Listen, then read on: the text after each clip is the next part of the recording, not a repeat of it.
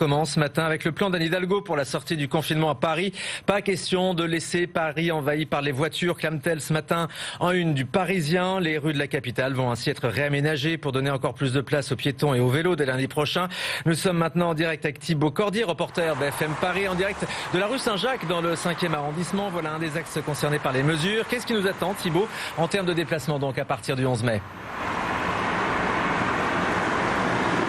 Eh bien écoutez Thomas, préparez-vous à ranger la voiture et à prendre le vélo. Regardez ici, rue Saint-Jacques, d'ici une semaine. Une piste cyclable va être aménagée en plus de du couloir de bus qui est déjà présent aujourd'hui. C'est vraiment l'axe fort du plan de déconfinement d'Anne Hidalgo, c'est donner encore plus de place au vélo. Ce sera le cas également entre la rue des Archives et la place de la Bastille, où là aussi les vélos auront plus de place, moins de risques de circuler, de zigzaguer entre les voitures.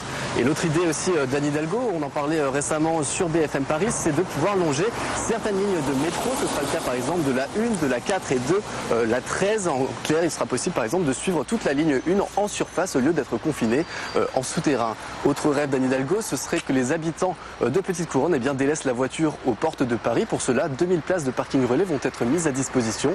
On pourrait même monter jusqu'à 3000 places en ouvrant le parc des expositions, mais ça pour l'instant c'est encore du conditionnel. Alors vous l'aurez compris, l'idée derrière tout ça, c'est d'éviter un déferlement de voitures dans les rues de la capitale à partir de lundi prochain. Merci beaucoup Thibaut Cordier avec